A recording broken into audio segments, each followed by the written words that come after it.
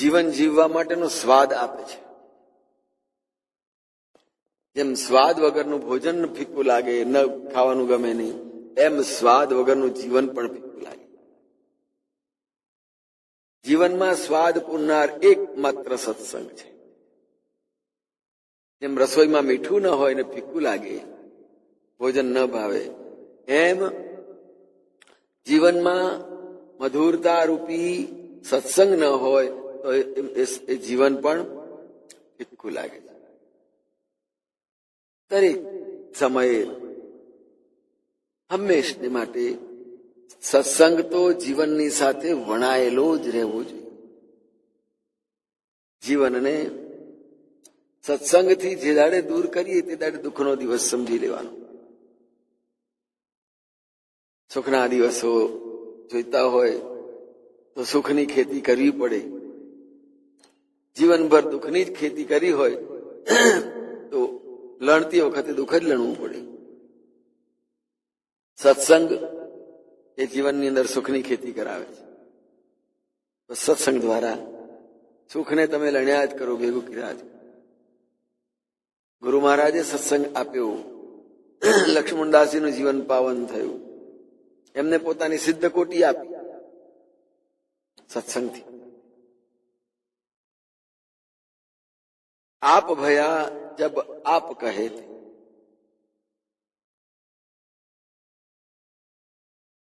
પોતે તૈયાર થાય એટલે આપોઆપ લોકો જ એની સાથેનો વ્યવહાર એ રીતે કરે. વેપારી થયા એ તો લોકો વેપારી તરીકેનો આપણો વ્યવહાર શરૂ કરશે. શિક્ષક થયા હશું તો, અને ભક્ત થયા હશું તો ભક્ત તરીકેનો વ્યવહાર આપણી સાથે લોકો કરશે. અને જો તમે આત્મવાન થશો તો લોકો તમારી સાથેનો વ્યવહાર એક તત્વજ્ઞ તરીકે, એક અંતર્મુખ વ્યક્તિ તરીકે, આ તો બહુ મહાન વ્યક્તિ અંતર્મુખ છે, તો આપ ભયા જબ આપ કહે તે.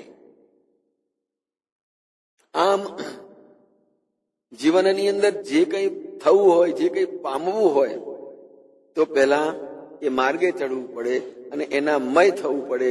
ત્યારે જ એને લોકો ભક્ત કહેશે, એને ખેડૂત કહેશે, એને વેપારી કહેશે. કેમ કે એનું જીવન એને એની સાથે વણી દીધું છે, એ વ્યવસાયની સાથે. એમ આત્માની સાથે આપણા જીવનને વણી લઈએ, આપણા વિચારોને એમાં પરોવી દઈએ તો અવશ્ય એ પોતે જ પોતાના સ્વરૂપને પ્રાપ્ત કરી લે. એટલે એનું જીવન, એનો વ્યવહાર, અરે એનો શ્વાસોશ્વાસ પણ આપ ભયા. અહો નિશ અખંડ કીજીએ સ્મરણ શ્વાસો શ્વાસ. થયા જ કરે, સાહજિક રીતે થયા કરે, કરવું ના પડે. આત્મવાન પુરુષ છે, એ આત્મવાન જીવ છે, એ બસ પોતાના દ્રઢ સંકલ્પ વડે નિજ સ્વરૂપની અંદર ચિંતન, મનન, વિચાર, સત્સંગ બધું જ કર્યા તો આપોઆપ એની વૃત્તિઓ પોતાના નિજ સ્વરૂપ તરફ વળી જશે સાહજિકતાથી. એને પ્રયત્ન નહીં કરવો પડે, વાળવું નહીં પડે. જેમ બાળકને રમવાની અંદર વાળવું નથી પડતું, એને મેં તો રમત કર્યા કરે છે, રમ્યા કરે છે.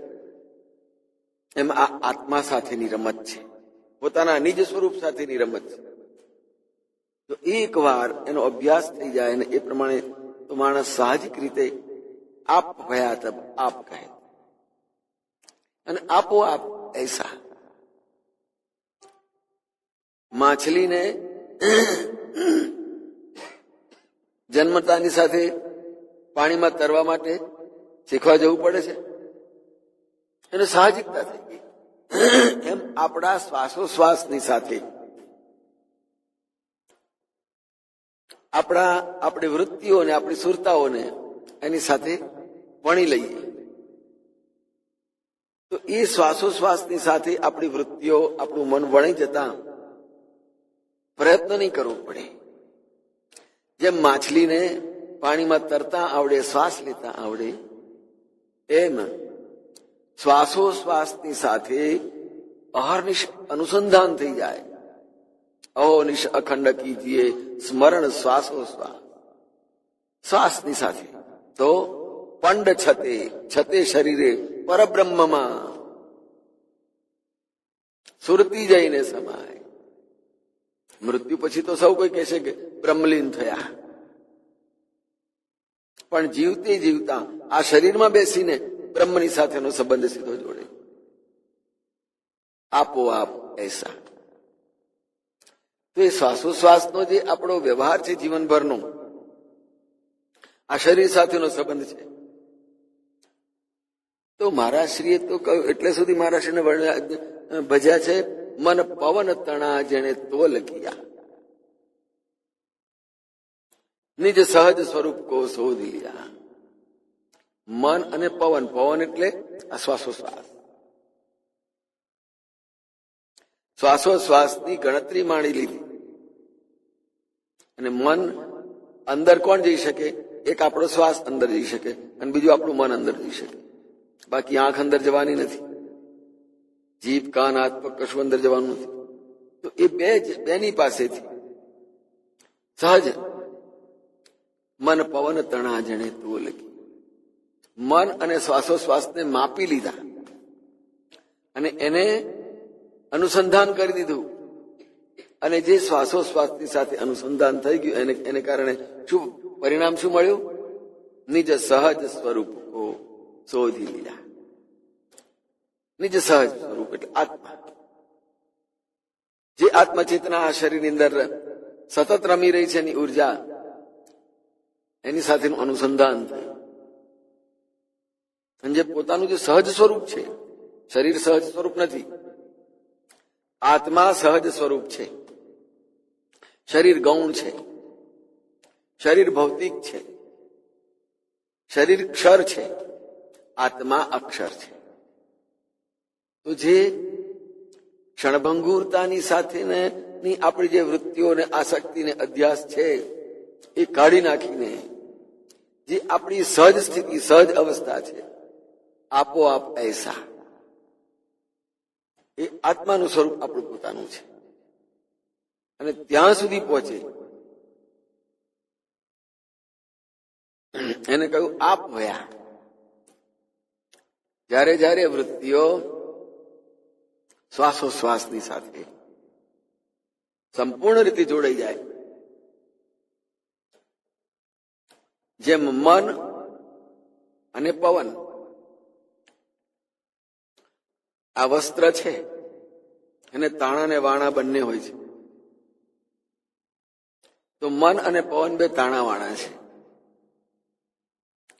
એનાથી જ આપણું જીવન વણાય છે. પછી જેવું આપણે વણીશું એવું વણાશે.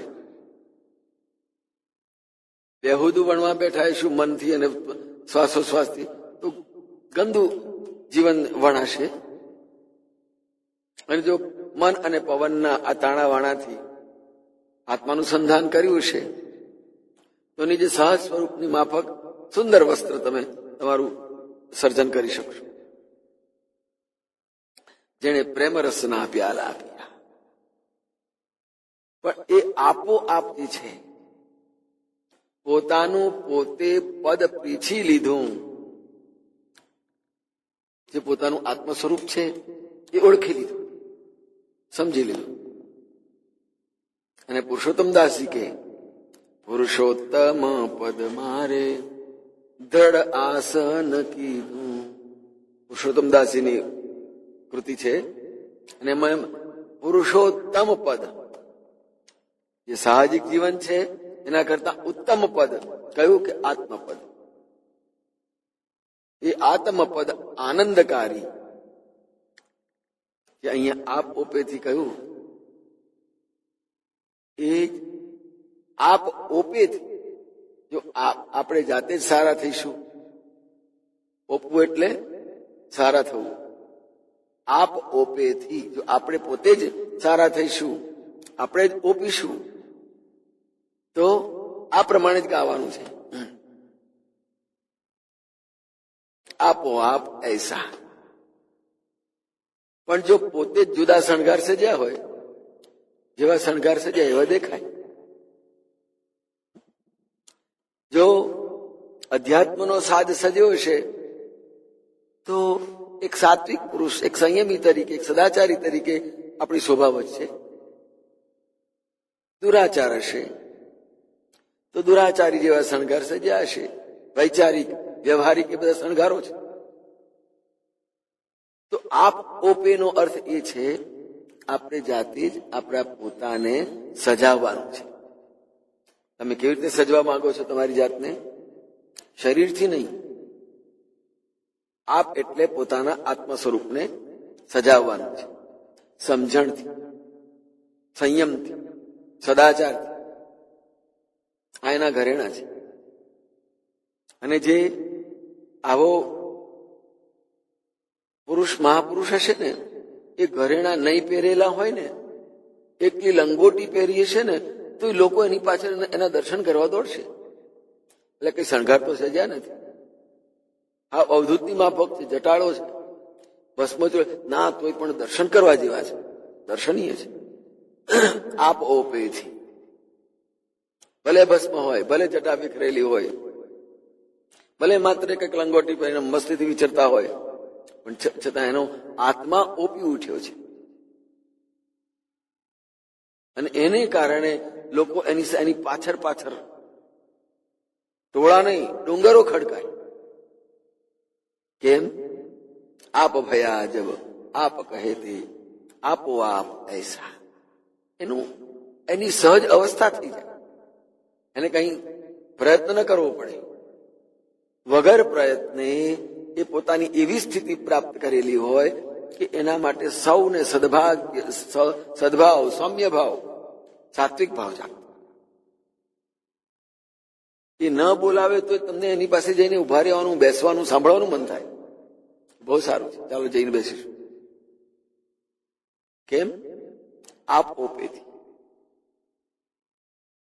આપ ભયા આપ જૈસા.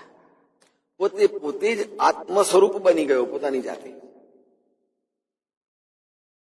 કદાચ કોકને ભત્રીજો બનાવવો પડે, કોઈને ભાઈ બનાવવો પડે, જુદા જુદા, પણ આ તો પોતાની જાતે જ એ મળી જાય ને સહજ. જેમ બાળક જન્મે એટલે માતા પિતાનો દરજ્જો મળી જ જાય ને, કે આ માતા પિતા છે. એમ જેમ જેમ અંદરથી સાત્વિક ભાવો જાગ્રત થાય ને, તેમ તેમ એની અંદરથી જે એનો ભાવ અનુરૂપ છે આપ ઓપવાનું સંદ શોભે, તેમ તેમ લોકોના મનની અંદર એ પ્રકારના સાહજિક ભાવો આપોઆપ જાગ્રત થઈ જાય. તો જેને આત્મ સ્વરૂપ કહેવાય. અને જે આત્મ સ્વરૂપ એને પ્રાપ્ત કરી લીધું એટલે પૂર્ણ વિરામ આવી ગયો. જેમ જીવનનો પૂર્ણ વિરામ આવી જાય એટલે જીવન ત્યાંથી હાલે નહીં, ચાલે નહીં, ત્યાંથી ખસે નહીં. કોઈ પણ ક્રિયા કે કોઈ વિચાર સરખો ના કરી શકે.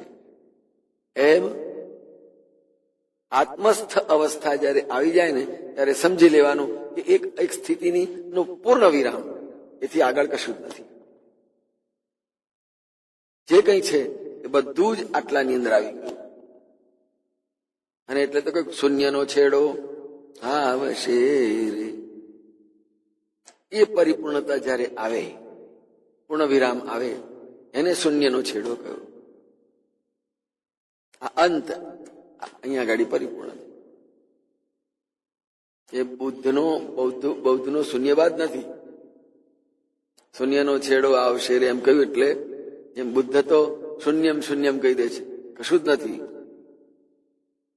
પણ આ શૂન્યનો છેડો એટલે આત્મસ્થ અવસ્થા પ્રાપ્ત કરી લીધી, આત્મ સાક્ષાત્કાર કરી લીધી, ત્યાર પછી આગળ કશું જ કરવાનું રહેતું નથી. બધું જ થઈ ગયું, પરિપૂર્ણ થઈ ગયું. પછી એને કોઈ લોકાચાર નથી રહેતો, પછી એને કોઈ પ્રકારની વિધિ નિષેધ પણ રહેતું નથી.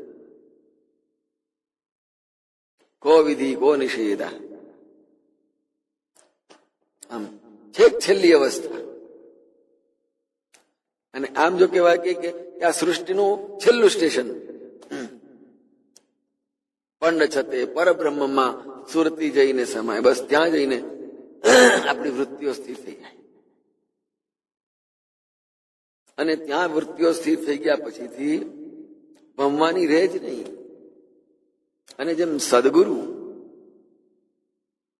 પોતાને શરણે આવેલા શિષ્યને એ કલ્યાણકારી જીવાત્માને પછી ત્યાંથી હટવા ના દે, પાછું ના જવા દે, ગમે તે રીતે.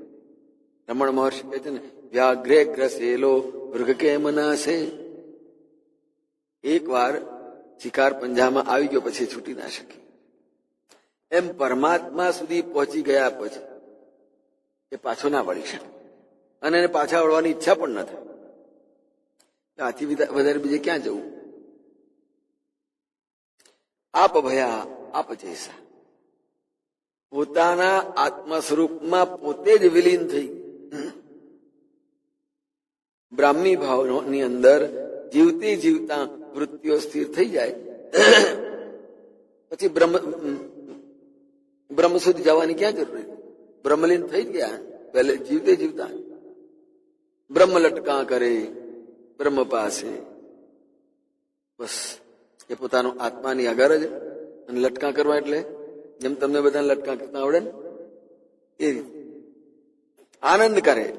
એનો અર્થ લટકા એટલે આનંદ કરે, બસ મોજ, જેને કહેવાય આત્માનો આનંદ. ત્યાંથી અનિર્વચનીયતા શરૂ થઈ જાય. અનિર્વચનીયમ, ત્યાં બોલી શકાય જ નહીં. એને માટે શબ્દ જ ન હોય. મન પાસે વિચાર કરવાની એ શક્તિ જ ન હોય. ત્યાં અનિર્વચનીયતા આવી જાય. જીભ પાસે શક્તિ નથી, જીભ પાસે શબ્દ નથી. ઉપનિષદો જેને અનિર્વચનીય કહે છે. અને એ છે આપ આપને મેલ રહે તબ આપ ભય આપ જૈસા. પોતે જ પોતામાં ભળી ગયા અને પોતે જ પોતાનું સ્વરૂપ, પોતાના આત્માનું દર્શન થઈ ગયું. પોતે પોતામાં ભળી રહ્યા અને પોતે જોયું પોતાનું આપ.